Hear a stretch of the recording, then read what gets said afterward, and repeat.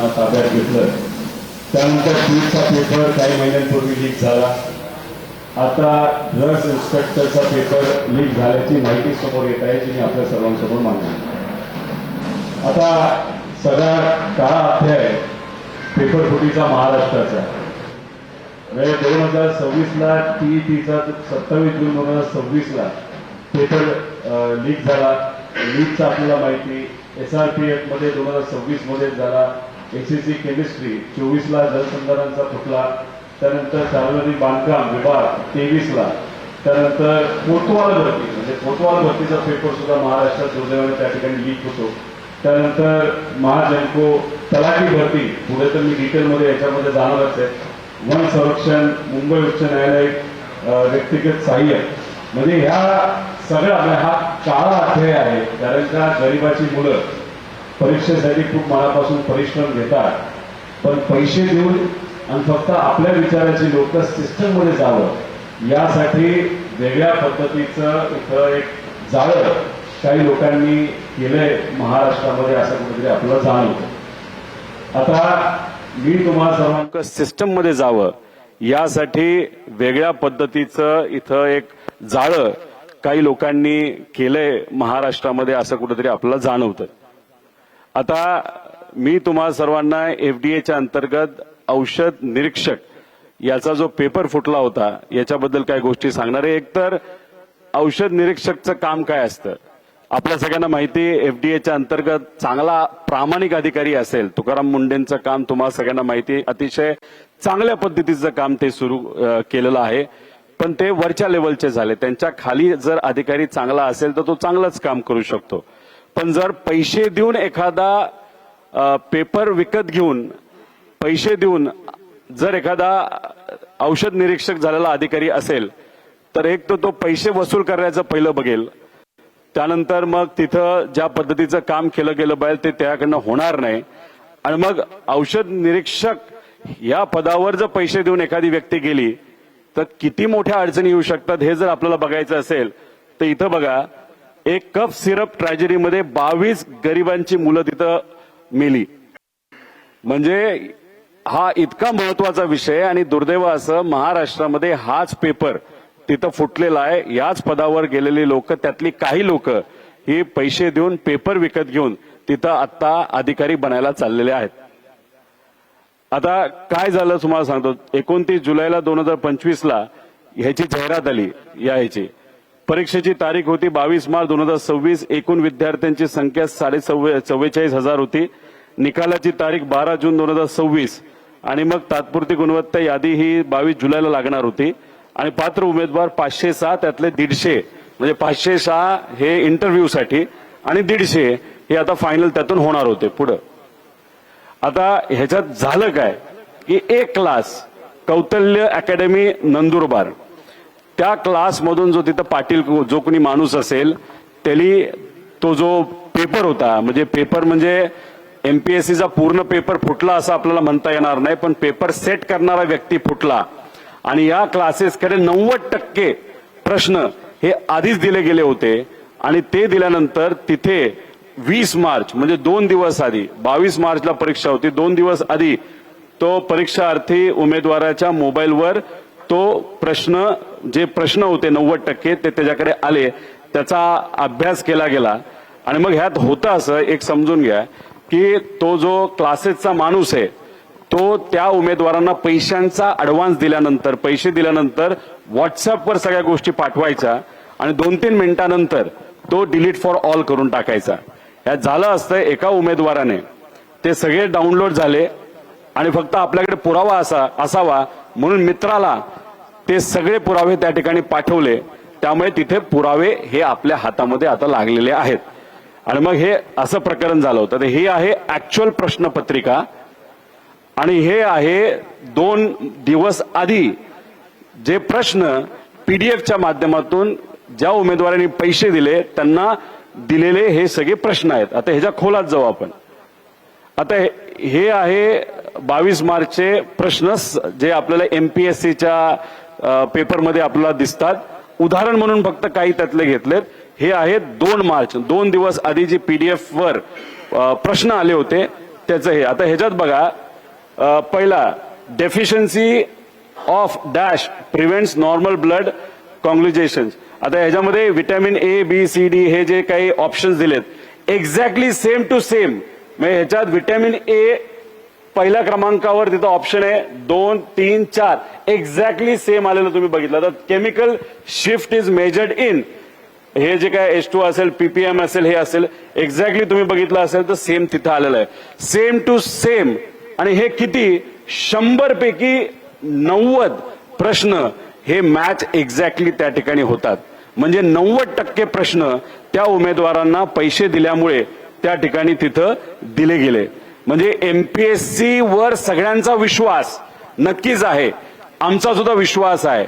पण नीट परीक्षेमध्ये जसं पेपर सेट करणारा व्यक्ती फुटला तसंच एमपीएससी मध्ये सुद्धा पेपर जो सेट करणारा पेपर लिहिणारा जो व्यक्ती होतो तो फुटला. आता त्याच्या मागे म्हणजे मी तुम्हाला क्लासेसचं नाव दिलं पण याचा प्रमुख आका कोण आहे हे आपल्या सर्वांना त्या ठिकाणी शोधायचंय. हे वरपर्यंत जातं जे कुठपर्यंत जातं याचा अभ्यास व्हावा अशी आमच्या सगळ्यांची मागणी आहे. पुढे आता ह्याच्यामध्ये हे असे व्हॉट्सअपवर पाठवण्यात आलं होतं. हे कधी पाठवलं तर 20 मार्च म्हणजे 2 दिवस आधी. त्याच्यामध्ये काय काय लिहिलंय मी थोडक्यात सांगतो. हा क्वेश्चन सेट दिलेला असतो तो आहे. यामधून येथील कोणतेही या क्वेश्चनला सोडून जे काही येतील त्यात 10 चुकीचे म्हणजे ह्याच्यातून मुद्दामून 10 चुकीचे सोडवा म्हणजे कोणाला ऑब्जेक्शन येणार नाही असं लिहिलेलं आहे. हे आहे 2 दिवस आधी. पेपर झाला 22 मार्चला. वेळ आहे 12:28 म्हणजे 28 मिनिटं पेपर दिल्यानंतर त्याच परीक्षार्थींनी त्याच्याच मित्राला पाठवलेला हा त्या ठिकाणी तुम्हाला व्हॉट्सअप चॅट आहे. त्याच्यामध्ये त्यांनी जे क्वेश्चन दिले होते त्यामधून 78 क्वेश्चन आले होते ती मी सोडवले. ते सोडून दुसरे एक्स्ट्रा 13 मी सोडवलेले आहेत. 77 ते 78 कन्फर्म सॉल्व्ह केलेले आहेत. याला डिवाइड कर म्हणजे किती हुशार आहे हा उमेदवार बघा. याला मल्टिप्लाय कर ऐवजी डिवाइड कर असं म्हणतो कारण एक प्रश्न हा 2 मार्काचा होता. म्हणजे समजा त्याला 70 जर त्याने पूर्णपणे सोडवले असतील तर त्याला 140 मार्क मिळणार. पण त्याला हे सुद्धा माहित नव्हतं आणि त्याची इंग्लिश सुद्धा तुम्ही जर वाचली त्याच्यावरनं कळेल तो उमेदवार किती हुशार आहे म्हणजे अकॅडमिकली. आता ह्याच्यात तुम्ही डिवाइड करायला सांगतो पण मल्टिप्लाय करायला पाहिजे जेणेकरून तिथं मार्क्स येतील. पुढे आता ह्याच्यामध्ये अजून एक बघा. एक नायब तहसीलदारची 2 मुलं आहेत. एक मुलगा आणि एक मुलगी आहे. मुलाचा रँक आहे 13वा आणि मुलीचा रँक आहे 16वा. हुशार असतील आम्ही काय म्हणत नाही पण मग हे पेपर लीक आहे का योगायोग आहे. मुलगा पण बसतो मुलगी पण बसते नायब तहसीलदारचं.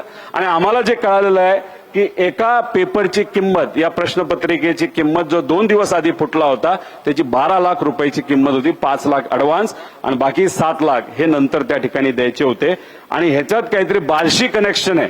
हे सगळे जे काही त्यातले बहुतांश उमेदवार आहेत त्याचा थोडासा अभ्यास आपण खोलात जाऊन केला तर कुठेतरी बार्शीचं तिथं कनेक्शन दिसतंय.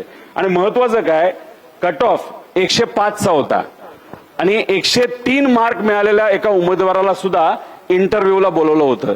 हे का बोलवलं कोणामुळे बोलवलं कोणाचा दबाव होता कोणाकडनं प्रेशर दिलं गेलं का ह्याच्यात वेगळे व्यवहार झाले हे सुद्धा त्या ठिकाणी आपल्याला बघावं लागेल. पुढे आता ह्याच्यामध्ये काय काय बघायचंय. अकॅडमिक कमी असेल पण स्पर्धा परीक्षेत चांगली कामगिरी करून जातात असे उदाहरणे तसं बघितलं तर फार कमी असतात. म्हणजे 10वीत फार काटाली पास झालाय 12वीत एकदा नापास झालाय एकदा पास झालेला आहे आणि तो एमपीएससी मध्ये खूप भारी करतो असे फार 1% खालचे उदाहरणं आहेत.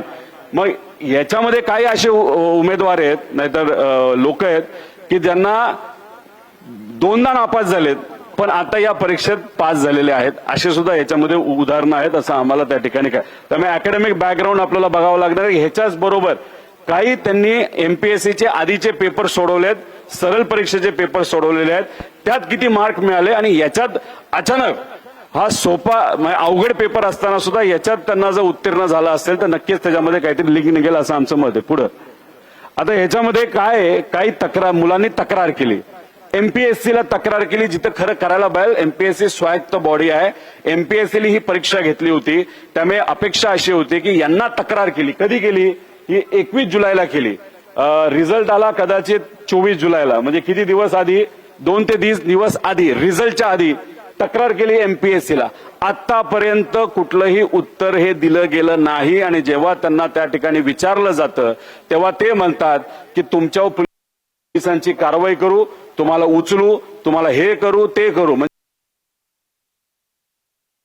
एमपीएससी हे विद्यार्थ्यांचं असणारं संस्था आणि तिथले अधिकारी त्यांना धमक्या देत आहेत की तुमच्याकडे बघू आणि हे करू. तर हे चुकीचे. अजूनपर्यंत एमपीएससी कडनं उत्तर आलेलं नाही. एफडीए चांगले, तुकाराम मुंडेंचं काम आता तिथं चांगलंय, लगेच त्यांनी तिथं उत्तर दिलं. पण ते तसं काय करू शकणार नाहीत. त्यांनी जास्तीत जास्त तो सगळा विषय हा एमपीएससी कडे दिलेला आहे. एमपीएससी कडनं अजून त्या बाबतीत कुठलंही उत्तर आलेलं नाही. पोलिसांनी प्रश्नच आहे, अजून काहीच केलं नाही. स्वायत्त बॉडी कसं करायचं, काय करायचं, आता तो आम्हाला फारच चांगला अनुभव आलेला आहे.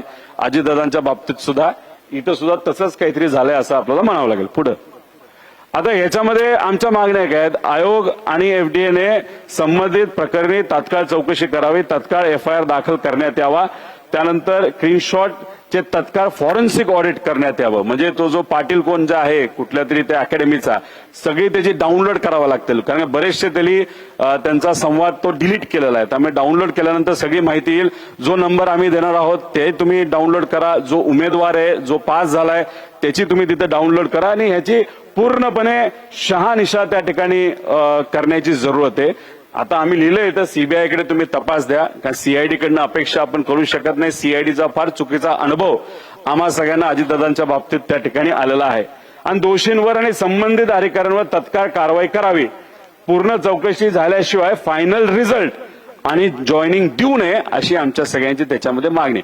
याच्यात काही प्रामाणिक मुलं आहेत ज्यांनी कष्ट करून अभ्यास करून पास झालेत, पण काही ठराविक लोकांनी पैसे देऊन पास झाल्यामुळे या सगळ्यांवर आक्षेप आम्ही सगळेजण त्या ठिकाणी घेत आहोत. पुढे आता ह्याच्यामध्ये तुम्ही बघा, म्हणजे आता तो विषय महत्वाचा होता. ह्याच्यात आम्ही तलाठी भरतीबद्दल बोललो होतो. तुम्हाला आठवत असेल, मी अनेक वेळा तो मुद्दा तुमच्या मदतीने सुद्धा लोकांपर्यंत मांडला होता, अधिवेशनात मांडला होता. आणि आम्हाला धमकी हे त्यावेळेसचे जे रेव्हेन्यू मिनिस्टर होते विखे पाटील साहेब, त्यांनी धमकी दिली होती की रोहित पवारवर कारवाई करू, एफआयआर करू. बाकीच्या विषयात एफआयआर दुर्दैवाने होत नाही, पण माझ्यावर एफआयआर करायला हे मोठे मंत्री साहेब त्या ठिकाणी गेले होते. 25 ते 30 लाखाचा व्यवहार या तलाठी भरतीमध्ये एका पेपरमध्ये झाला असं आम्ही म्हणत होतो. त्याच्याच बरोबर आम्ही पुरावे दिले. कोट्यावधी रुपयाचा भ्रष्टाचार झाला हे सगळं त्या ठिकाणी आम्ही सांगून, पण सरकारने आमचं ऐकलं नाही. आमच्यावरच एफआयआर करायला निघाले होते. मग आम्ही गेलो मुख्यमंत्री साहेबांकडे. मग मुख्यमंत्री साहेबांकडे गेल्यानंतर त्यांनी सांगितलं की आमच्याकडे पुरावे द्या.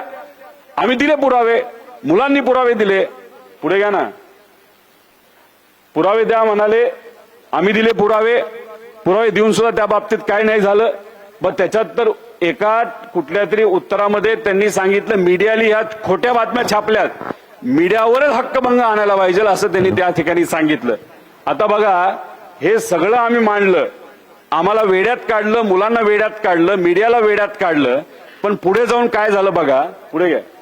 ही सगळी मुलं, त्यातली काही मुलं गेली मॅटमध्ये, आणि मॅटमध्ये गेल्यानंतर सुनावणी झाली. सगळे पुरावे त्या ठिकाणी बघितले, आणि सगळे पुरावे बघितल्यानंतर मॅटली सांगितलं की याच्यामध्ये 62 घोटाळेबाज तलाठी भरती घोटाळ्यात सापडले आहेत. म्हणजे याच्यात घोटाळेबाज सापडले म्हणजे पेपर हा फुटला होता. एका पेपरच्या पाठीमागे 40 ते 50 लाख रुपये दिले गेले होते, घेतले गेले होते. खूप मोठा भ्रष्टाचार त्या ठिकाणी झालेला आहे. 2 महिन्यापूर्वी हा निकाल मॅटली दिलाय. 3 महिने मॅटली या सरकारला दिलेले आहेत याच्यावर ऍक्ट करण्यासाठी. आणि त्यांनी हेही सांगितलं 62 पर्यंत हा विषय थांबणार नाही, याच्यापेक्षा जास्त आकडे असू शकतात, हे मॅटली सांगितलेलं आहे. मग मॅटली सांगितलं. आता पुरावा आम्ही देऊन तुम्ही मान्य करत नव्हता. आता फडणवीस साहेबांना आम्ही विचारतो, घ्या पुरावा आणि काय करता तुम्ही सांगा. ऑगस्ट एंड पर्यंत तुम्हाला या बाबतीतलं उत्तर द्यायचंय. जर ऑगस्ट एंड पर्यंत या बाबतीतलं उत्तर या सरकारच्या माध्यमातून जर दिलं गेलं नाही तर या सरकारला हे महागात पडेल. 10 लाख विद्यार्थी या परीक्षा त्या ठिकाणी देतात. हे 10 लाख विद्यार्थी रस्त्यावर आल्याशिवाय राहणार नाही. ऑगस्ट अखेरपर्यंत काय हे इन्व्हेस्टिगेशन करतात हे आम्ही सर्वजण तिथं बघणार आहोत. आणि थातूर मातूर इन्व्हेस्टिगेशन जर केलं गेलं, जसं थातूर मातूर उत्तर आम्हाला अधिवेशनामध्ये दिलं गेलं, मीडियामध्ये या सर्व नेत्यांनी त्या ठिकाणी दिलं गेलं, असं थातूर मातूर इन्व्हेस्टिगेशन या बाबतीत झालं तर मग हे या सरकारला महागात पडेल. जे कोणी लोक जबाबदार आहेत आणि खास करून आमची ही मागणी असू शकते की मंत्री जे त्यावेळेसचे होते विखे पाटील साहेब यांनी आमच्यावर FIR करण्याचा त्या ठिकाणी विषय मांडला होता. आता हे सगळे पुरावे मॅटलिस्ट त्या ठिकाणी जर दिले असतील तर मग त्यांचा राजीनामा आज घ्यायला काय हरकत आहे, नाही तर त्यांच्यावर FIR करायला काय हरकत आहे, असं आमच्या सगळ्यांचं या विषयाच्या बाबतीत मत आहे. त्यामुळे आता TET पेपर फुटी म्हणजे देवेंद्र फडणवीस साहेबांनी सांगितलं की TETचा पेपर पहिल्यांदा हा महाविकास आघाडीच्या काळामध्ये फुटला, म्हणजे हे हास्यास्पद होतं. म्हणजे देवेंद्र फडणवीस साहेबांना शब्दाचा खेळ करता येतो असं कुठेतरी आपल्याला म्हणावं लागेल. खरं तर TETचा पहिला पेपर 2018